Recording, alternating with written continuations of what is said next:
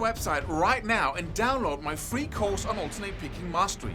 It contains 5 essential exercises that will take you to alternate picking mastery faster than you can imagine. And then I've included my method of how to lay out a practice plan in just 1 to 2 minutes that will absolutely boost your results like nothing you ever tried before. So go download it right now. It's free.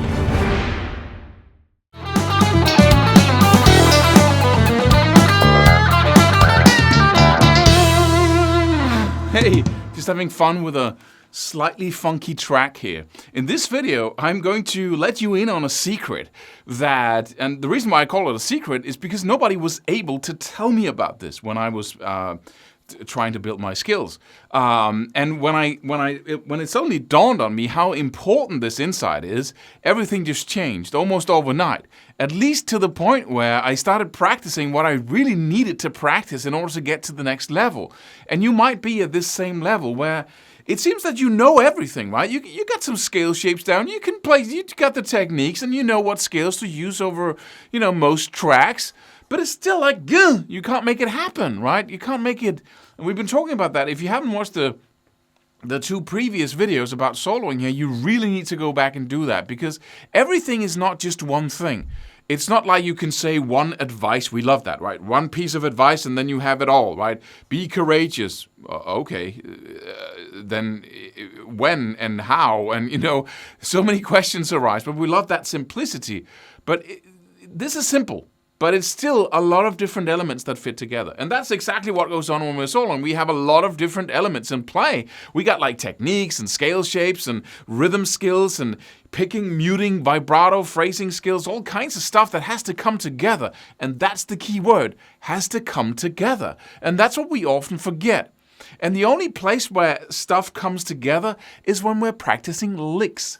Because licks are, by definition, a combination of a scale shape or scale shapes or a scale, techniques, phrasing, bending, rhythm, everything, right? And so we start practicing those, but we're not conscious about the fact that we're actually integrating our skills. And that's one of the things that licks are good at. But if we were conscious about the fact that once you've been practicing alternate picking and hammer-ons and pull-offs and scale shapes and everything else and a couple of licks here and there, then you really need to integrate. Because it's only when you put all the ingredients of the cake together that you're actually able to bake a cake. So very often we just look at all the ingredients and say, okay, I collected it all. Why is there no cake? Because you have to put them together and put them in the oven, right? It's so important to understand. When is the last time you thought about integrating your alternate picking skills with your hammer-ons and pull-off skills, with your sweep picking skills, with your tapping skills, or whatever other picking or playing skills you've been using, right? When is the last time, that's just techniques. When is the last time you thought about integrating your arpeggio skills, your knowledge about arpeggios and how you can use them with your scale shapes or with your techniques? Say, how do I go from a sweep picking arpeggio to a hammer-ons and pull-offs and into a bit of, alternate picking? How do I do that? And when have I practiced that the last time? Right? It's everything. And when's the last time you integrated the pentatonic scale or practiced integrating the pentatonic scale with the major scale?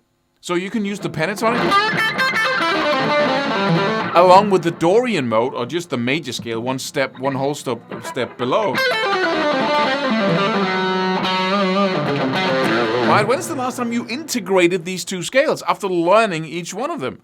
When did you integrate the minor pentatonic with the natural minor scale, which is also just a major scale, only 1 minor third higher than the actual pentatonic?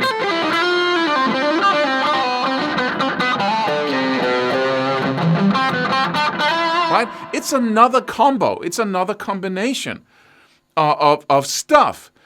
And we need to focus on that as well. We need to put the ingredients together. So the whole point of this video is just to have you do that. It's just to have you say, okay, when it comes to my technique, when have I practiced going back and forth between alternate picking and hammer-ons and pull-offs or alternate picking and sweep picking? When have I practiced going back and forth between muting and not muting? Or am I just going, that's muting. Oh, cool, you can mute now. But can you go back and forth between...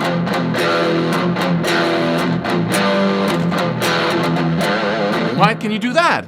Because you would agree, right, that your muting skills are nothing. They're not worth anything if you can't not mute and go back and forth pretty quickly. You know, muted, unmuted, muted, unmuted. Integration, back and forth, back and forth. So what happens when I play is, and when everybody else is playing who can just, start playing, is that everything is integrated into just right? The rhythm skills with the picking and the everything. And in the next video, I'm going to give you some examples of how to integrate scales, how to integrate techniques, and we're going to go close up so you can really get a first-hand impression of what I did when I came to that level of playing. And it's just the most amazing thing when you start doing that. And there's a couple of enjoyable practice routines that I want you to do on a daily basis. So please do not miss out on the next video. But just for now, just think about how absurd it is that we don't spend more time integrating what we learned, right? Another little point, if you learned a lick, right? Any lick, any sequence like that, when did you then, after learning it, or a lick like, right? How much time did you spend integrating the two together? Or the first with everything else you know. That's what it takes to develop this fluency. But the cool thing is, it's pretty easy. It's pretty fast, right? Because once you have this down, this takes a couple of days or weeks to get down. But the integration, the bridge between one and the other,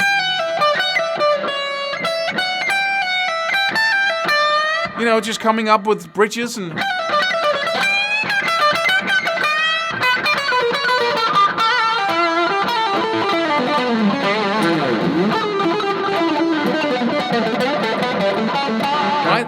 that is the process, and it's enjoyable, and I have a couple of really cool methods for you in the next video. But just think about it and what that would do to your technique. Okay, so, and of course, click the link below this video. Go visit our page for the new program, which is about soloing.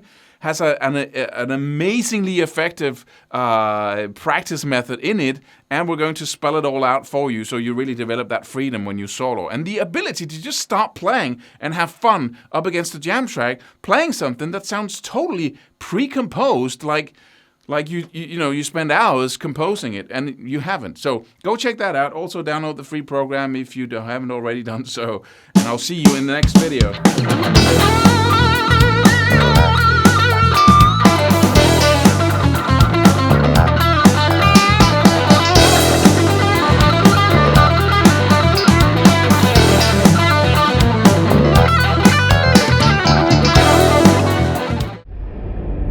Subscribe for more free videos. Do it. Do it now. Do it.